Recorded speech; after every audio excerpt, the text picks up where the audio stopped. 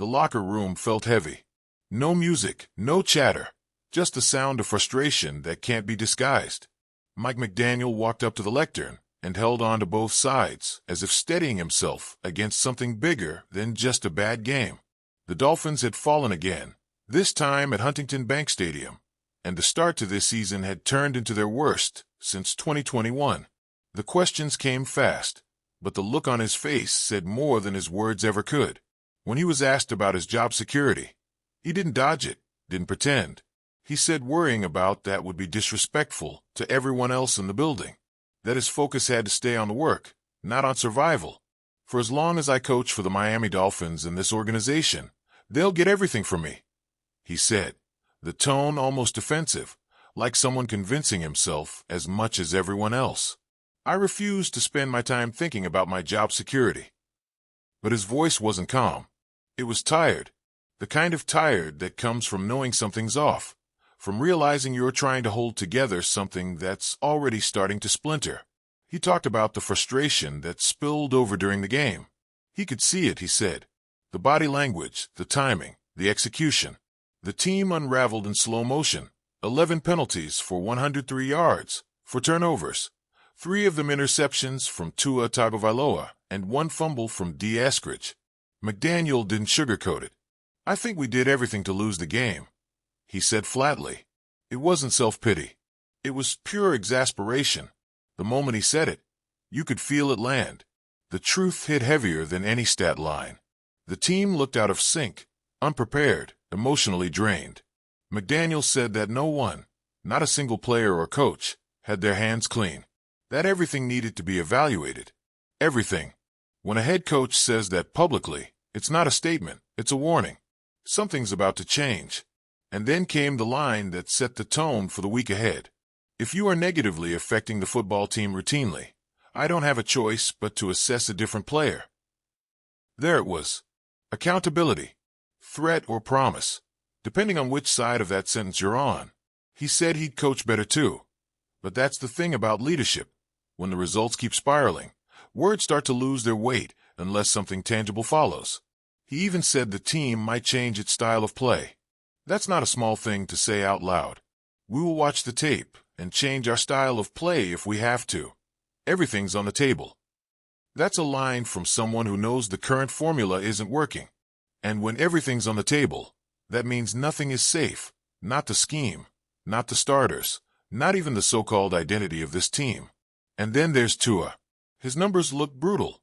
12 completions on 23 attempts, 100 yards, 3 interceptions. A passer rating of 24.1, the lowest of his career. You didn't need stats to know it was bad. You could see it in his eyes after the game. He didn't defend himself. He didn't make excuses. Definitely not happy. Not proud of where I'm at with my play, he said. He admitted it straight.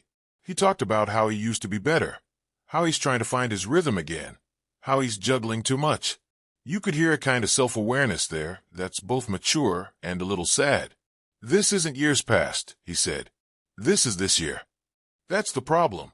This year has been different. Harder. The Dolphins don't look like the same team that scared opponents with speed and precision. They look hesitant.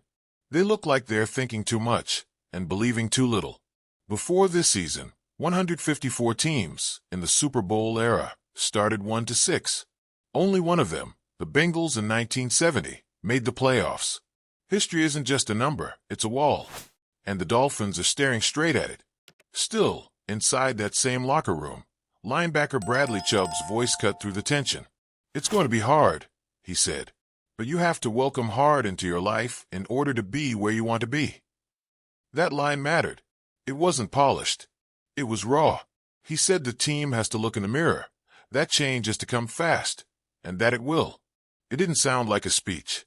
It sounded like a man trying to convince the room that it's not over. And maybe it isn't. Maybe that's the crazy part. There's still time. Not much, but enough to shift something. The question is whether this group has it in them to do it. Because the cracks are visible now. Penalties, turnovers, missed assignments, these aren't random errors. They're symptoms. You can tell the team's frustration isn't just mental. It's showing up in their play. The mistakes aren't coming from lack of talent. They're coming from a lack of focus, cohesion, trust. McDaniel even said it himself. The frustration of the season leaked into their performance. He's right. You could see it in the small moments, players arguing after plays, confusion before the snap, timing off between Tua and his receivers. These aren't things that happen to locked-in teams. These are things that happen when tension seeps in, when belief starts to waver. And when that happens, it's not about talent anymore. It's about control. Can they steady themselves before the whole thing topples? That's the storm McDaniel is standing in right now. He said it's offensive to everyone involved if he spends time thinking about himself. Maybe he means it, but maybe that's also how he protects himself from the noise that's only getting louder. The truth is, job security questions don't come out of nowhere. They come when the results aren't there. They come when the team looks like it's slipping. You can sense that this week. Something has to shift. Maybe it's personnel. Maybe it's approach. Maybe it's attitude. But status quo is an option. If he walks into Atlanta next week with the same energy, the same game plan, the same mistakes, it won't just be another loss. It'll be the sign that this thing is sliding too far to catch. What's haunting is that this team should be better. The talent is there. The weapons are real. The flashes still appear in short bursts, the kind that make you remember what this group is capable of when it's clicking. But flashes aren't enough anymore. Not when you're 1-6. Not when every mistake cost you twice. Tua's interceptions linger like bruises. 10 on the season already, tied for the league lead, on pace for a career high. And when your head coach says 2 of them were extremely preventable, it tells you exactly how maddening it is. Because preventable means it wasn't the defense making magic. It was you giving them the ball. That's the kind of thing that eats at a team. The kind of thing that makes the locker room go quiet. McDaniel's tone was strange. Part frustration, part resolve, part disbelief. When he said they did everything to lose the game, it wasn't hyperbole. It was the truth. Missed alignments, blown assignments, turnovers, penalties. It was a collection of everything that can go wrong. And when all those things pile up, no amount of talent can save you. There's something else lingering too. A tension between what this team was supposed to be and what it currently is. They were supposed to be fast, smart, fun, a team that plays with rhythm and flair. Instead, they look anxious, rigid, uncomfortable. When your offense slows down because players are lining up wrong out of the huddle, that's not scheme failure. It's mental clutter. It's the noise of doubt creeping in. And yet, amid the chaos, there's still something human about this moment. You can feel the weight of the expectations pressing down, the fatigue of trying to live up to what everyone thought they'd be. McDaniel's insistence on not thinking about his job isn't arrogance, it's desperation. Tua's self-critique isn't resignation. It's a cry for connection, for the team to find its pulse again. And Chubb's belief that it can still turn around, that's not optimism. That's survival instinct. This team is in the middle of something raw. Not a collapse yet, not a comeback yet, just a space in between, where everything feels uncertain. It's the kind of space where the next game doesn't just decide standings, it decides direction. If they respond in Atlanta with focus, maybe this whole thing steadies.